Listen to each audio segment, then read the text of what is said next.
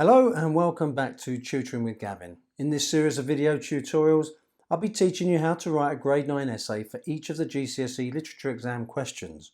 In this video tutorial, I'll be taking you through the process of writing an essay for the following question, which is on the past paper from the 2018 AQA Paper 2 for the Lord of the Flies text. How does Golding present Simon as different from the other boys on the island? Write about what Simon says and does that suggest he is different from the other boys. How Golding presents him as different. First thing I would do if faced with this question is highlight the key words so that I'm absolutely sure I understand what I'm being asked to do. In this case, it's clear that the focus is on the character of Simon and how Golding presents him as different.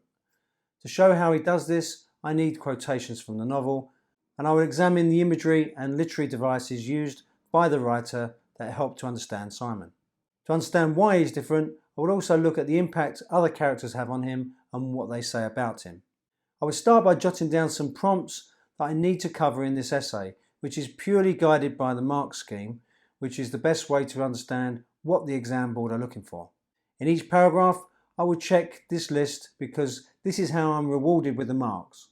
The prompt list includes form and structure, genre, themes, setting, character function and arc, context, literary devices, effect on the reader, quotations and evidence, terminology, writer's ideas or purpose, personal response, and proofread for spelling, punctuation and grammar. Next, I would plot out the key moments involving Simon in the story, and I would synthesize these ideas into a sequenced plan. Here's the essay. Lord of the Flies is an allegorical novel, and therefore the characters symbolise certain ideas, themes or concepts that were of interest or concern to William Golding in 1954 when the novel was published. The world had gone through a second vicious world war, and it had become clear that human beings could be both savage and easily manipulated, with the threat from fascism and the horrors of the Holocaust, but also the growing threat from nuclear war, which makes the story dystopian. I wanted here to show an understanding of how the genre was linked to the context of the novel, which will help me to answer the question later. The first time we meet Simon is when Jack and his choir boys arrive upon hearing the conch. Golding uses contradictory imagery to describe the group as a creature marching.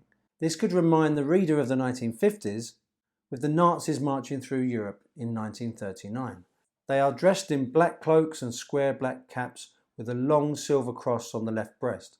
The uniformity is sinister, but the religious imagery of a cross provides an early hint that Simon has a spiritual quality. The contrast between this regimental group and Simon's fainting episode allows Golding to show that this boy is different from the group. He is a small, skinny boy, perhaps through illness, and Jack's attitude towards him is contemptuous. He's always throwing a feint, which suggests Jack doesn't believe his fainting is genuine. Jack's lack of caring immediately makes the reader worry for Simon and any other vulnerable children. However, Simon is strong-minded and mature compared to his peers. Only Piggy has a similar maturity. But the difference between them is that Simon has a quiet confidence, whereas Piggy is a nervous, chatty bundle of energy. On the scouting trip in Chapter 1, Simon remains silent until he sees something of natural beauty, like candles, candle bushes, candle buds. Natural imagery is repeated for Simon, which suggests he is honest. The repetition of candle has connotations of illumination, but also symbolises light in the darkness of life. It also has religious connotations and is the symbol of holy illumination of the spirit of truth, soul, love and divinity. Golding is cleverly building a character that is full of mystery and spiritual significance, but he also provides us with imagery that reminds us of the Garden of Eden, where everything is pure before the arrival of humans. It's important with these types of questions that you take a close look at the first time you meet a character, as many clues about their characterization will become clear, and this influences the effect on the reader. The idea of contradictions is also starting to be developed, and through the imagery, I'm beginning to build a case for the symbolism of Simon. Another contradiction in Simon is the kindness of a child that is reclusive and solitary. The Litlands follow him around like disciples, as if drawn to his goodness.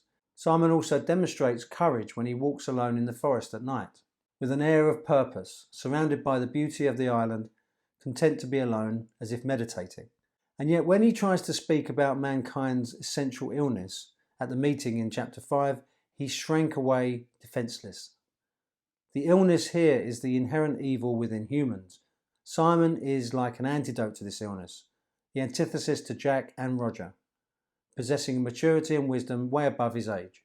He is like a prophet, and yet when he asks, "What's the dirtiest thing there is?" the point is lost amongst the boys and he is ridiculed by Jack. Later in the chapter he backs Piggy, recognising his wisdom. Golding is making it clear at this moment that Simon is on the side of good, and with Piggy could offer the best hope for the boys. In this paragraph I've continued to show how complex he is, while showing how important he is to the narrative and recognising his function as potential saviour. Both Jesus and Simon spent their last night on top of the mountains, where they see visions of man's sin. He comes to the realisation that the beast was harmless and horrible. After finding the dead airman hanging from his parachute, he understands that he must provide the important message to the boys that the evil is not on the island, but within each of them.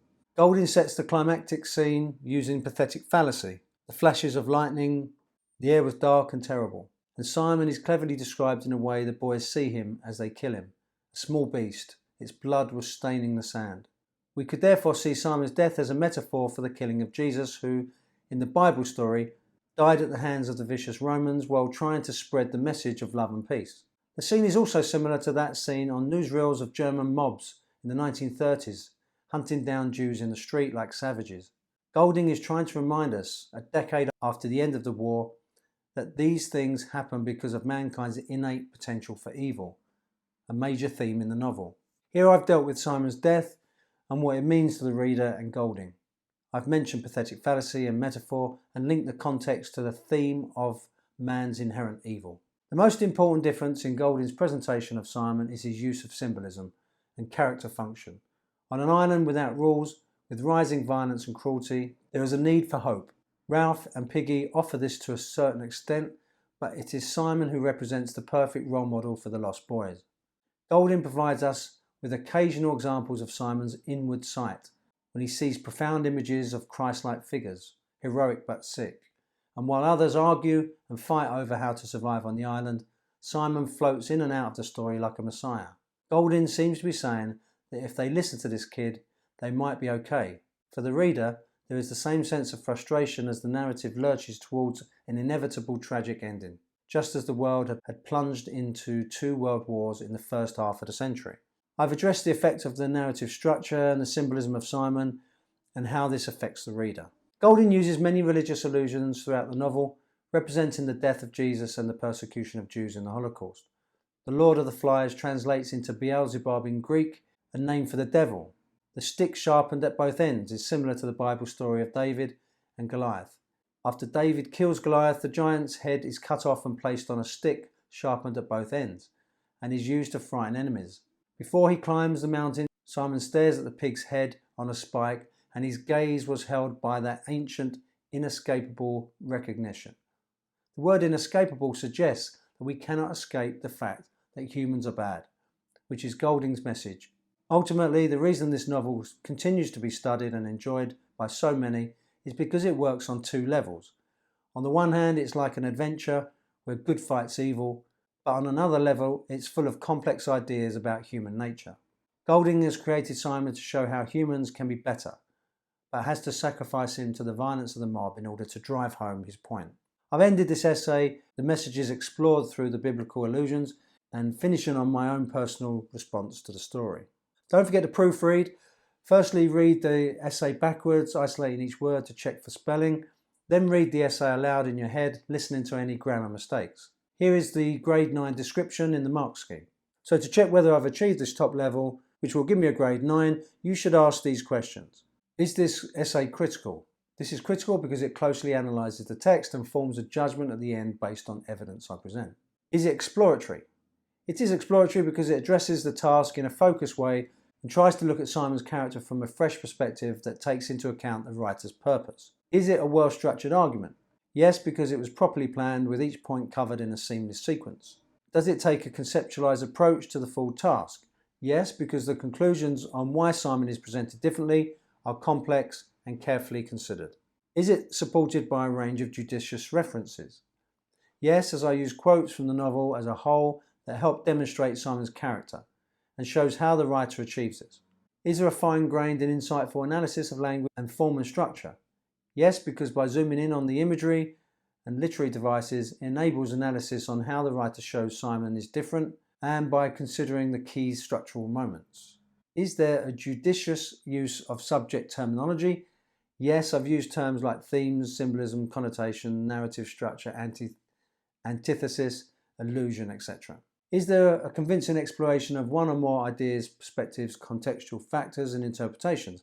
Yes, by exploring the theme of man's inherent evil and the context of the period in history in which the story is set. As with any essay, there are many choices you have to make, but ultimately you must answer the question in an imaginative way, showing that you understand that the text is a creation by a writer who also had to make creative choices. If you show that understanding, then you will always be rewarded by the examiner. Well, I hope this has helped in your preparation for the exam. If you like the video, please give it a thumbs up and please subscribe to the channel so that I continue to make these free tutorials. Until next time.